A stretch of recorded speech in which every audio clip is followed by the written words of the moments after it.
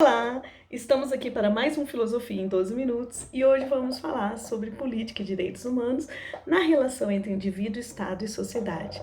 Primeiramente, precisamos entender que ao longo da história da humanidade foi-se pensado o que seria o direito natural, aquilo que está na natureza das próprias coisas.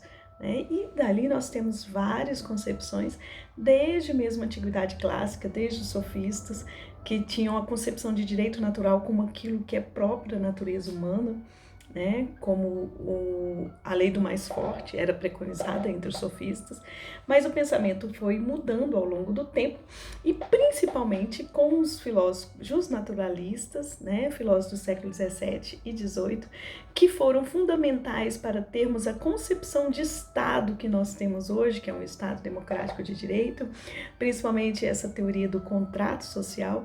Eles mostram que o papel do Estado seria salvaguardar esses direitos naturais, direitos como a vida, a propriedade, liberdade, segurança, enfim. Para eles, na relação indivíduo-sociedade, o Estado entra como um regulador, como um possibilitador de um direito positivo que efetiva o direito natural e permite, então, que esses indivíduos convivam em harmonia.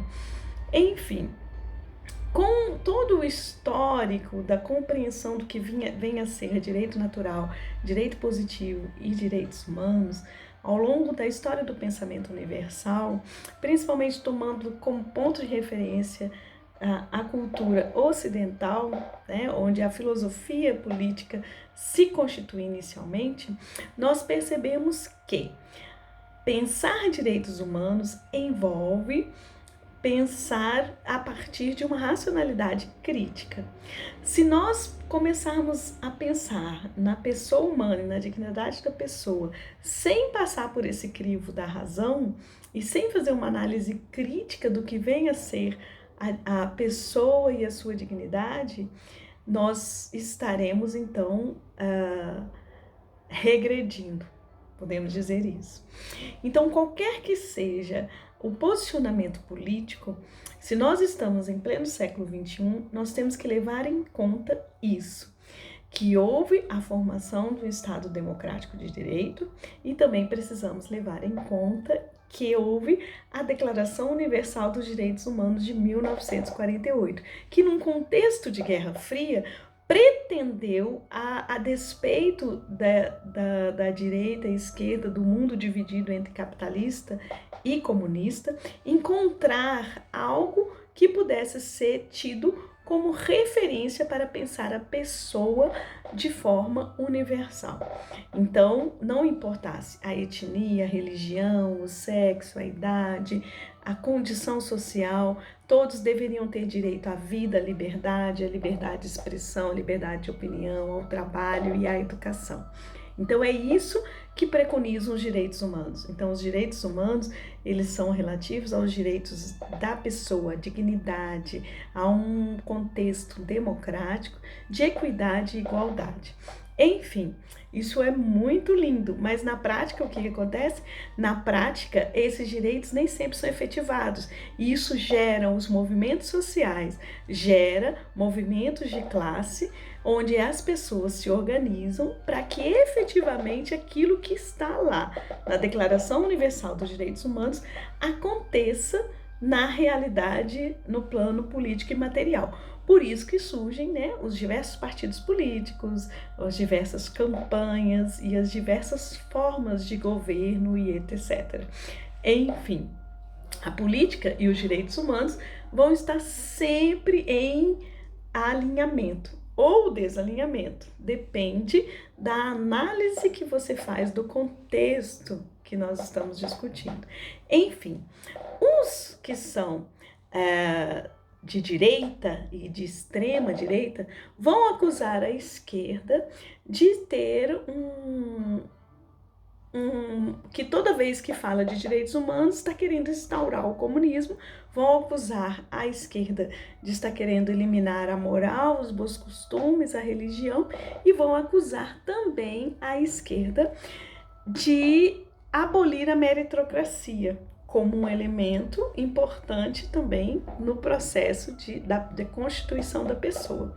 Já aqueles que são de esquerda vão acusar os de direita, né, de não efetivar os direitos humanos porque o regime capitalista não permite que as pessoas tenham igualdade de acesso a condições materiais de existência.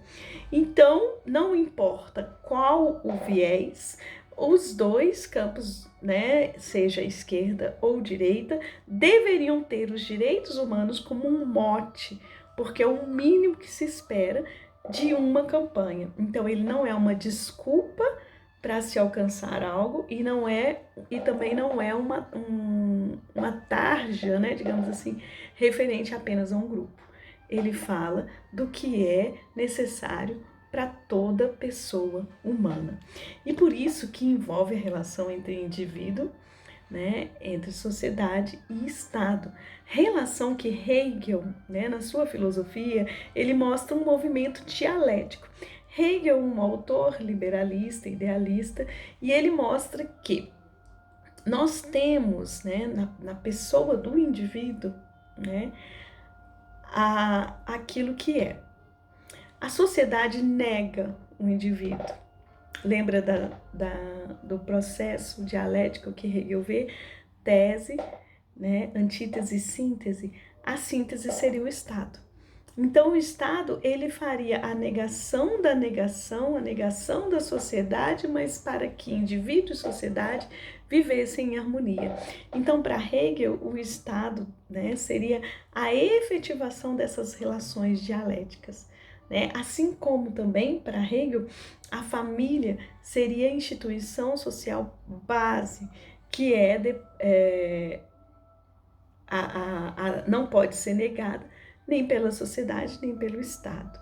Enfim, é uma situação que, do ponto de vista teórico, Hegel mostra um movimento dialético. A cada movimento histórico, a cada contexto histórico, nós teremos esse movimento de tese, antítese e síntese. A partir da ideia de Hegel, isso nos deixa claro que nós não podemos negar o processo histórico como aquilo que constitui a ideia que nós temos das coisas. Para pensar política, direitos humanos e na relação indivíduo, sociedade e Estado, nós precisamos pensar num movimento histórico e dialético. Quiçá, né, tivéssemos aquilo que Kant preconizou na sua filosofia. Porque Kant, no século XVIII, anteriormente a Hegel, ele pensou um sujeito transcendental. Um sujeito que não estaria preso a um espaço e tempo, mas que este sujeito, caso ele, né, começasse a usar a sua razão prática, ele conseguiria descobrir que aquilo que ele constitui como lei moral universal, que pode ser aplicada em todo tempo e em todo momento, essa lei moral pode se tornar uma lei positiva, que é o que nós chamamos de imperativo categórico. Quando Kant fala do imperativo categórico, ele mostra que a razão prática ela pode nos levar a uma tal universalização onde nós não faríamos aquilo que nós não gostaríamos que o outro fizesse a nós, e isso nos levaria a um princípio moral de vida que pode ser aplicado em qualquer situação. Não importa o conteúdo, importa a forma. E para Kant, inclusive, esse mesmo raciocínio poderia ser utilizado para a paz perpétua em relação às nações. Mas o que acontece na prática? Na prática, nem sempre a razão prática vai nos dar o âmbito da ação. Muitas vezes nós agimos e tomamos decisões não tendo como fundamento a prática, a razão, né, sobre todas as coisas. E os filósofos, então, contemporâneos, vão mostrar que aquilo que envolve a nossa ação sobre o mundo atual tem muito mais a ver com a nossa intencionalidade e individualidade. E é exatamente nesse ponto que política e direitos humanos surgem os conflitos, e é exatamente nesse ponto que indivíduo, sociedade e Estado também entram em conflitos. Mas nós não podemos esquecer que nós somos filhos desse tempo. Nós não queremos mais andar de carroça se hoje nós temos a possibilidade de andar de carro ou de avião. Então nós utilizamos aquilo que temos no nosso tempo. Não podemos retroceder aquilo que já foi historicamente constituído, seja no âmbito jurídico, seja no âmbito do pensamento universal. Por aí a gente vê a própria questão dos direitos humanos. Então, essa questão, ela se torna muito mais complexa quando nós pensamos na moral que o indivíduo traz consigo, na relação entre Estado e religião, na relação entre família e sociedade, na relação entre Estado e escola. E é muito importante nós percebermos que dentro do ponto de vista político não existe imparcialidade. Todas as pessoas, elas têm um posicionamento político. Até mesmo dizer que é imparcial é um posicionamento político. Você está deixando que outros tomem decisões por você. Então, quando nós nos posicionamos politicamente, né, nós estamos assumindo de que time que nós estamos torcendo. E quando nós não nos posicionamos, é como se nós estivéssemos no meio da torcida vamos pensar aí, né, Atlético e Cruzeiro. No meio da torcida do Atlético, sem dizer se é atleticano ou se é cruzeirense. Quando vier um gol, o que essa pessoa vai fazer? Como ela vai se comportar? Então não tem como, né? Num jogo, ou ela vai sentar do lado de uma torcida ou de outra. Então é preciso que as pessoas tenham consciência do seu posicionamento. Até mesmo quando esse posicionamento envolve um stand-by, entre aspas, né? Enfim, o que isso tem a ver com a relação do indivíduo, sociedade e Estado? É que, como filhos do nosso tempo, quando vivendo no próprio século XXI, nós não podemos pensar, por exemplo, que existem situações neutras. E existe um contexto específico que não tem neutralidade, que é a escola. A escola, ela traz em seu bojo todo um conjunto, né, de pressupostos, e estes pressupostos, eles têm um viés político. Então, quando a escola trabalha temas transversais e trabalha os direitos humanos, né, trabalha a cultura indígena, a cultura afro, o direito da mulher, trabalha as questões da violência, da educação sexual, a escola está tendo um posicionamento. Então, não existe uma escola neutra. E também nós não podemos generalizar pensando que todos os educadores, eles estão seguindo um determinado viés. Então, no modelo de sociedade que nós vivemos, nós temos mecanismos de controle, e dentro desses mecanismos de controle existem concepções políticas que regem a política educacional também. Então, nós não podemos pensar que o nosso filho, ele está fora da sociedade que vivemos.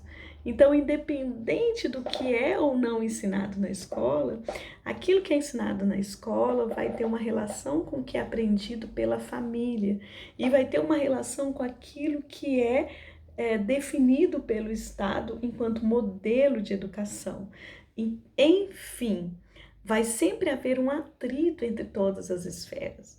E todas as vezes que um determinado grupo luta pelos seus direitos, isso vai gerar também um atrito com a moral ou com as ideias que predominam numa determinada sociedade. Agora, é importante para a gente finalizar e para você sempre analisar, é que muitas vezes alguns discursos, ele vem com uma roupagem de moralidade, de apolítica, né, de defesa da família ou de alguma tradição, mas no fundo ele está defendendo um posicionamento político específico, ou a manutenção de um determinado regime político. Então é importante nós entendermos que cada indivíduo não vive isoladamente no meio social. E cada família não está isolada no meio social. Então a família, ela acaba tendo uma relação com a escola e com o Estado e com a sociedade como um todo. E essas relações, todas as vezes que temos mudanças, elas geram conflitos.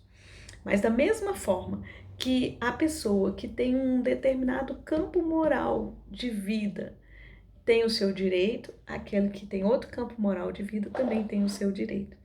Então, nós não podemos julgar do ponto de vista da moralidade a conduta de um do outro, porque isso se torna um processo de alienação do direito do outro e, ao mesmo tempo, um processo ideológico e até mesmo chamado fundamentalista, onde eu quero convencer o outro de que a melhor maneira de pensar e viver é a maneira que eu vivo. Então, direitos humanos é isso. Não importa de que lado que você está, de que time que você torce, mas todos precisam ter o direito de assistir o jogo. Até mais.